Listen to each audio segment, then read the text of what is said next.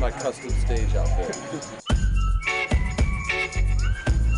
They're anything but an overnight sensation. It took 10 years for success to slowly boil for the Black Keys. But suddenly, they just may be the hottest rock band in the country. I wanted love, I needed love, most of all, most of all. After their latest album, El Camino, debuted at #2 on the charts, they sold out Madison Square Garden in just 15 minutes.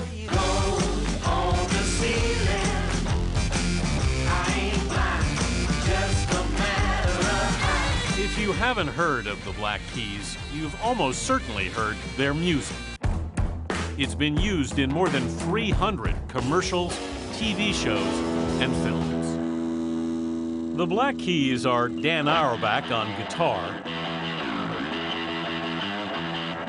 and Patrick Carney, in those Buddy Holly glasses, on drums.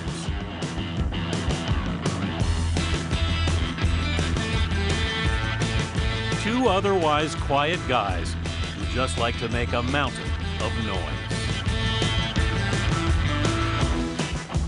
We don't have a real act. It's not like we're not based on some sort of character or something. Our fans know that we're normal people. You don't have a shtick. It hurt us, I think, early on because I think people like shtick, you know? Did you contemplate coming up with a shtick? No, we're not that smart.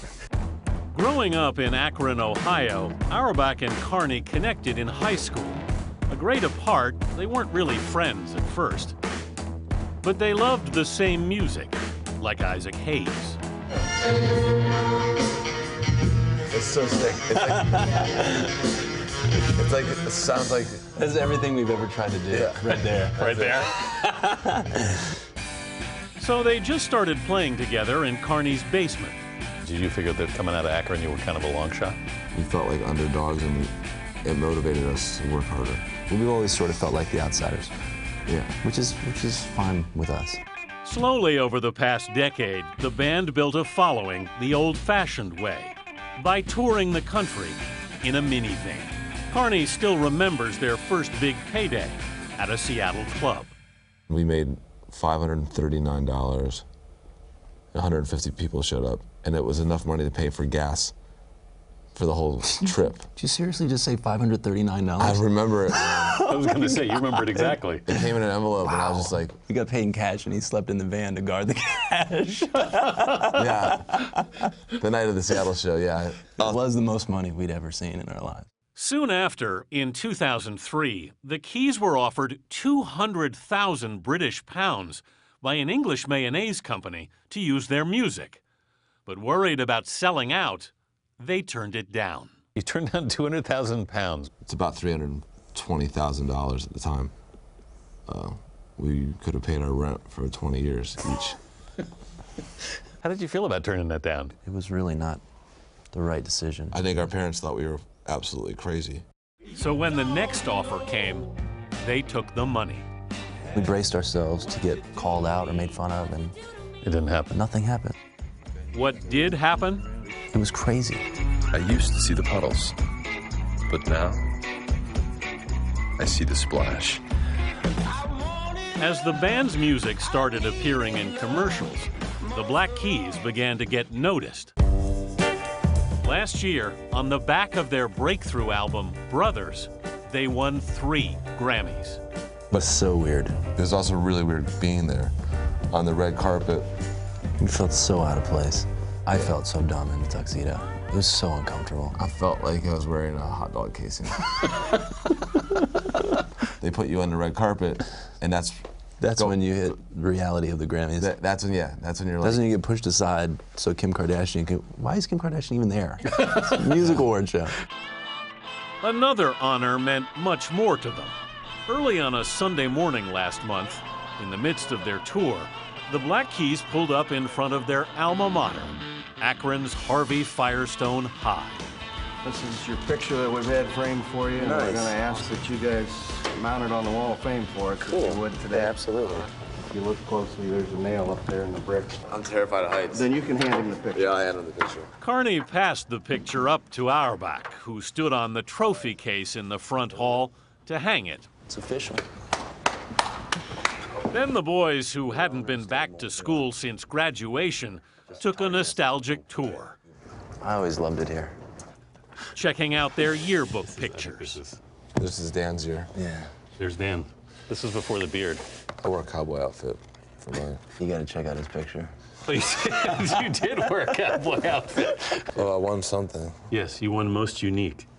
Did you campaign for it? You know, there's three most unique people. Not in the picture. Pretty good. And their less than stellar high school transcripts.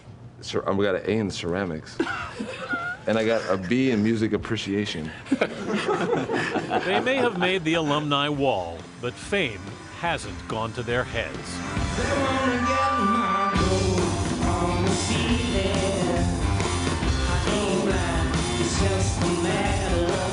We haven't changed. We couldn't.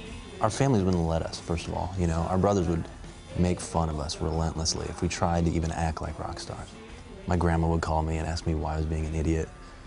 Do you know? The band is still a family affair. Carney's brother Michael designs the group's artwork and album covers. Were you worried about him at all? Yeah, the first tour. Patrick's father, Jim Carney, is a reporter with the Akron Beacon Journal. I was like freaking out because I didn't know where they were and did they have enough money. And Now your son pulls up in his own bus. yeah, that's nuts. Carney and Auerbach, now in their early 30s, grew up just blocks apart in Akron. You literally did live right around the corner from each other. Yeah. Dan Auerbach's parents, Chuck, an antiques dealer, and Mary, a retired French teacher, never doubted their son.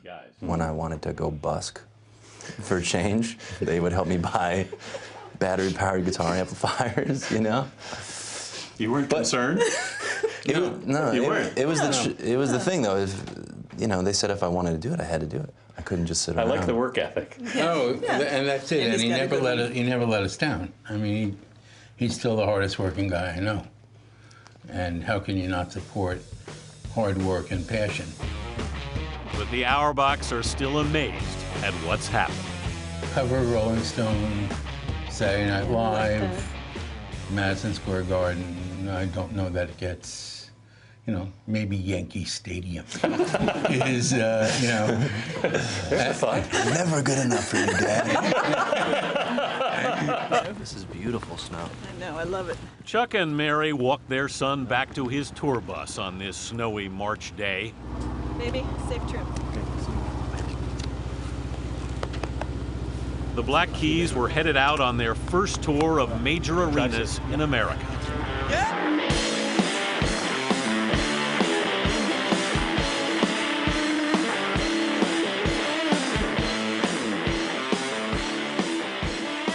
And ultimately to 2 sold-out shows at New York's Madison Square Garden.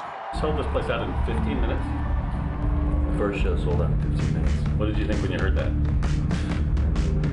Yeah, it's huge for us, obviously, but try not to think about it too much. For the 2 kids from Akron, it's all still sinking in. But the Black Keys aren't the underdogs anymore.